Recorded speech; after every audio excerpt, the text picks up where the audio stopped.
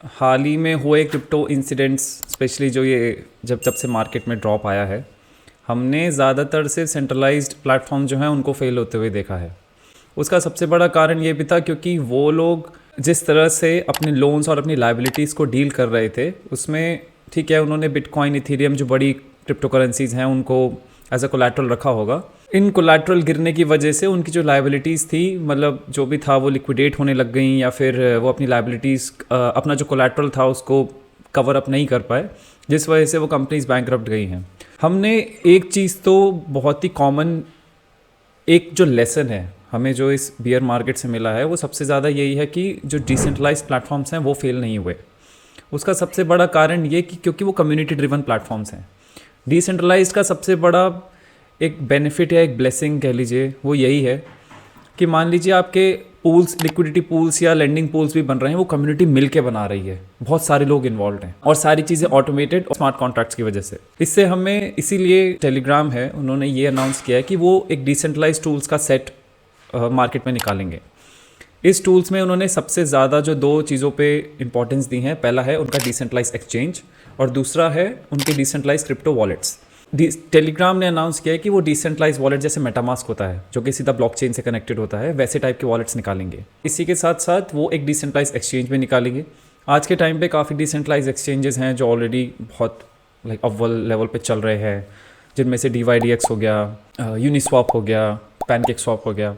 Blockchain मेरे ख्याल से वो लोग अपनी बनाएंगे, अपनी यूज़ करेंगे Telegram. But other than that, एक चीज़ मतलब मैं पर्सनली क्यूरियस हूँ जानने में कि डिसेंट्रलाइज एक्सचेंजेस दो टाइप के होते हैं।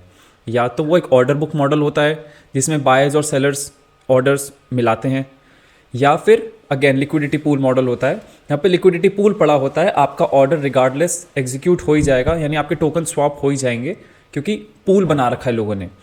और जिन लोगों ने पूल में पैसे डाल रखे हैं या मनी डिपॉजिट कर रखा है या अपना पूल में कंट्रीब्यूशन दे रखा है, उसका उन्हें रिवॉर्ड मिलता रहता है। सो ये चीज़ें भी बाहर आना बाकी हैं।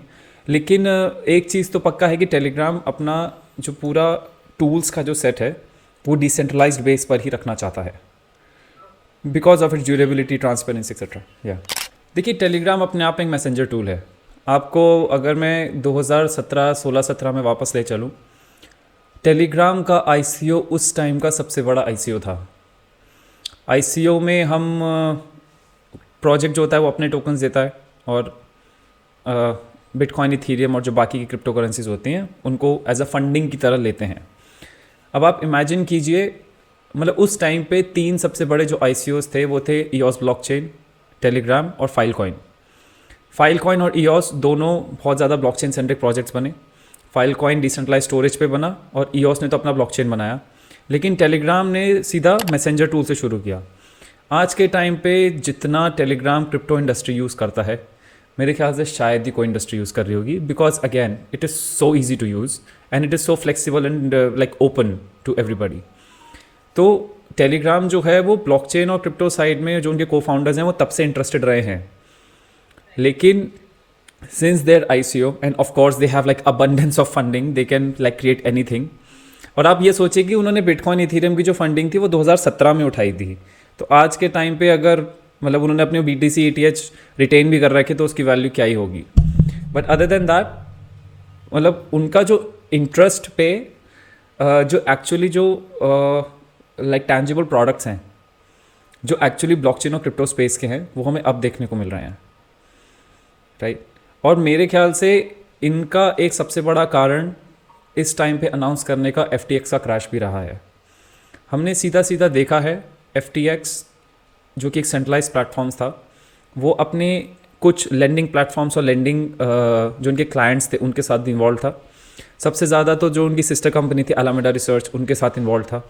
उनकी लायबिलिटीज़ इतनी ज़्यादा थी, लिक्विडिटी पूरी विड्रॉन, पूरी मतलब एकदम क्रैश ही हो गई थी, और आज के टाइम पे भी वो अपने फंड्स, जो अपने कस्टमर्स हैं उनको फंड्स वापस नहीं कर पा रहे।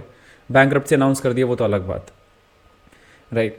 इसीलिए मेरे ख्याल से जो टेलीग्राम के CEO हैं पाब्लो, उन्होंने ये अनाउंस किया है कि वो बस अगर टूल्स का सेट बनाएंगे तो वो बस डिसेंट्रलाइज बनाएंगे ताकि ट्रांसपेरेंसी हो, ऑटोमेटेड हो और सब कुछ ब्लॉकचेन पे हो।